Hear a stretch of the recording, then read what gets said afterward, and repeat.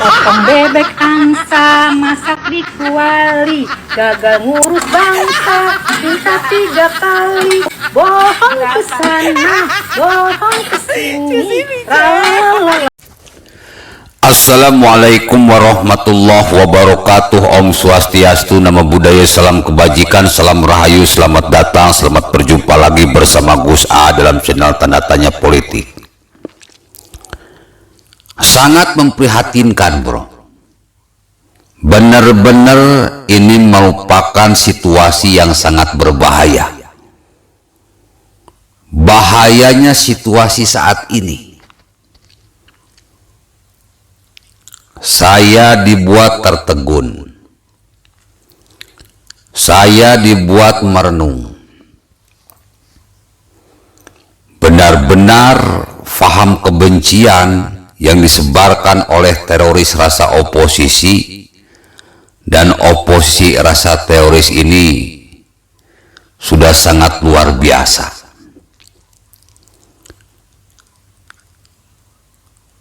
Saya tidak menyalahkan ibu barusan, tapi saya prihatin begitu banyak istri polisi dan istri TNI yang juga terpapar. Tidak lagi paham khilafah, tetapi paham kebencian. Kalau masyarakat biasa terpapar kebencian wajar, tapi kalau istri TNI Polri terpapar kebencian, terpapar paham khilafah, ini sebuah tanda tanya yang besar. Apakah benar-benar Indonesia di 2024 akan musnah?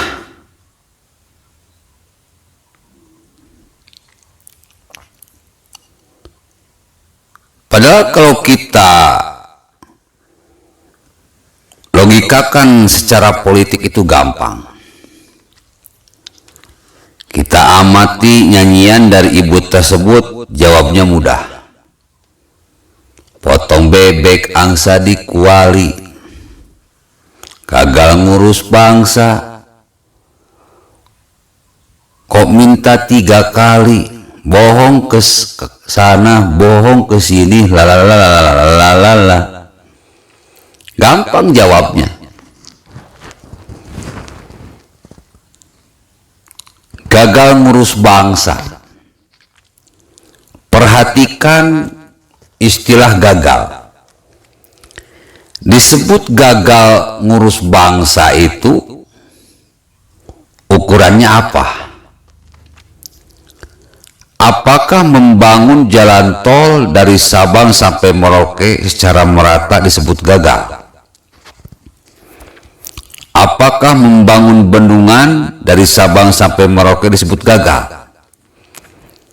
Apakah dana desa membuat ekonomi desa naik disebut gagal?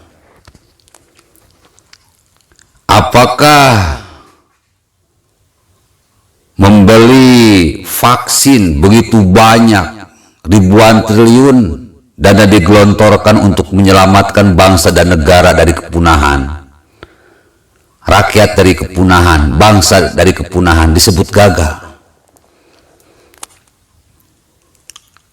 250 juta rakyat Indonesia divaksin 3 kali, bayangkan berapa duit dana yang digelontorkan. Apakah ini disebut gagal? Dimana sekarang kita sudah sembuh, vaksin sudah COVID sudah hilang. Apakah ini disebut gagal? Lalu sekarang ekonomi mulai digenjot lagi, mulai dirangsang lagi. Apa yang disebut gagal? Ustadz, katanya rakyat ini terpuruk, banyak yang miskin, banyak yang gak bisa makan, banyak gak punya pekerjaan. Hei bro,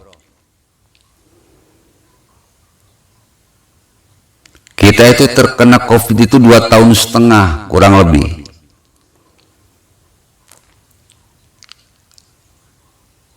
Kalau kalian misalkan kerja, besok mati buat apa? Kalian punya duit, besok mati buat apa? Kalian berusaha, besok mati buat apa? Negara lebih mementingkan keselamatan daripada ekonomi. Nyawa kalau sudah hilang mau dibeli di mana? Nyawa kalau sudah hilang mau dicari di mana? Tetapi kalau ekonomi terpuruk bisa diperbaiki. Yang nggak punya pekerjaan bisa dibuatkan lapangan kerja. Yang miskin bisa dibuat kaya. Yang tidak punya usaha bisa diberikan pelatihan usaha. Masalah ekonomi gampang, bos. Tapi kalau keselamatan rakyat, banyak rakyat yang nyawanya hilang gara-gara COVID 2,5 tahun ini. Di mana belinya ganti nyawa? Di mana belinya cadangan nyawa? Ada yang jual? Amerika jual nggak cadangan nyawa? Rusia jual nggak cadangan nyawa? Ketika ada 1.000 orang mati, negara mana yang bisa menjual nyawa? Nggak ada. Kalian tega banget. Ketika pemerintah jungkir balik, saya lihat. Coba perhatikan wajah Jokowi, jungkir balik. 24 jam yang dipikirkan rakyatnya. Bingung. Duit dari mana harus mengadakan vaksin agar rakyatnya tidak punah, agar rakyat tidak banyak yang mati. Ya, tidak ada cara lain dengan hutang. Hutang kita bertambah wajar karena beli vaksin. Emang bisa pakai tuyul? Nggak bisa, bro. Harusnya kita berterima kasih kepada rakyat Indonesia.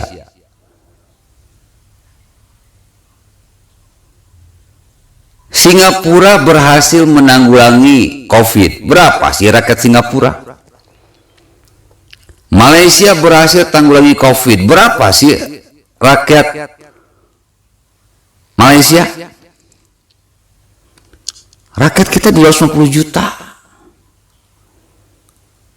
Mau pakai apa? Beli vaksinnya 3 kali lagi di vaksinnya. Kalian itu begitu tega, bro, mengatakan bahwa Jokowi gagal. Jokowi bukan gagal, tapi dia ambil resiko. Lebih mementingkan kesehatan rakyatnya, keselamatan rakyatnya daripada ekonomi. Jokowi tahu akan dicaci maki oleh rakyatnya. Jokowi tahu akan dibully oleh rakyatnya. Jokowi tahu akan dimarahi oleh rakyatnya. Tetapi resiko itu Jokowi ambil. Dan mulai sekarang Jokowi sudah berbenah. Semua keluhan rakyat didengar, saya tahu, didengar.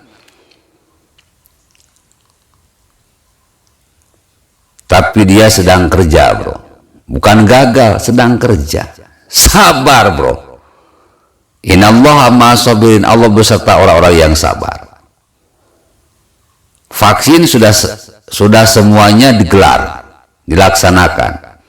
Rakyat alhamdulillah banyak yang selamat, banyak yang sembuh. Bahkan sekarang hampir 0%. COVID sudah hilang. tinggal ekonomi. Baru juga bangkit mau kerja, muncul demo berjilid-jilid. Harusnya ibu-ibu ini jangan caci maki Jokowi. Caci maki itu demo pengacau. Mereka itu setan-setan politik alladzi yuwaswisu fi sudurin nas. Suka menebarkan kejahatan,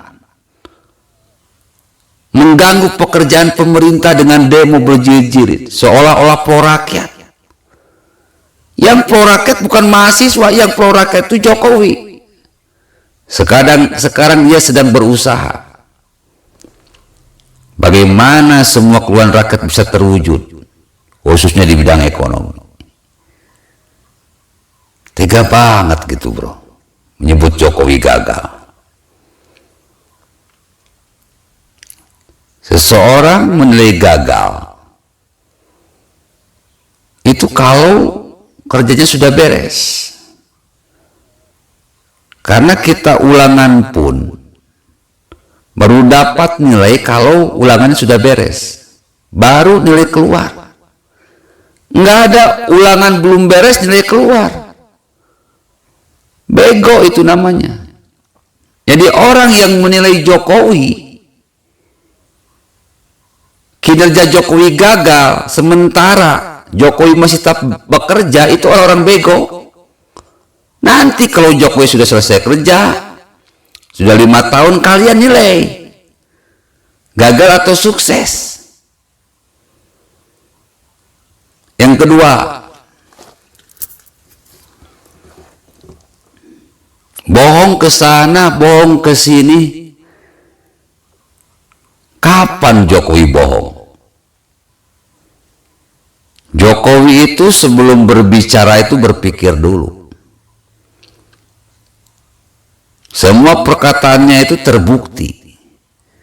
Cuman untuk membuktikannya butuh waktu. Nggak bisa simsalabim abah kecebur, nggak bisa. Ibu-ibu juga kan kalau melahirkan anak, bikin anak, nggak malam pertama langsung melahirkan. Mana ada yang kayak gitu? Malam pertama berhubungan intim, malam kedua langsung keluar anak, nggak ada. Tapi semuanya butuh proses, butuh waktu.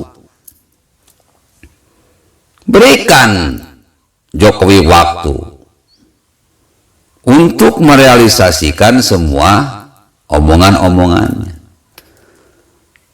Baru juga mau kerja karena gara-gara COVID. Kalian sudah teriak-teriak. Gagal, bohong sana, bohong sini. Kan kurang ajar. Ini namanya rakyat-rakyat yang durhaka.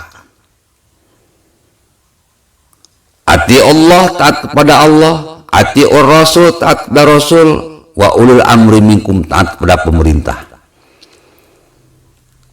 Kalian tidak taat sama Allah berarti durhaka sama Allah. Kalian tidak taat kepada Rasul berarti durhaka sama Rasul. Kalian tidak taat kepada pemerintah berarti durhaka sama pemerintah. Durhaka itu perbuatan zalim. Ala laknatullah ala zalimin. Allah melaknat orang-orang jahat. Mudah-mudahan kalian sadar. Para ibu-ibu, emak-emak dimanapun kalian berada, jangan jadi provokator. Saya kira kalian pernah dihina oleh seseorang. Pasti. Bagaimana rasanya? Menyakitkan. Maka janganlah menghina. Assalamualaikum warahmatullahi wabarakatuh.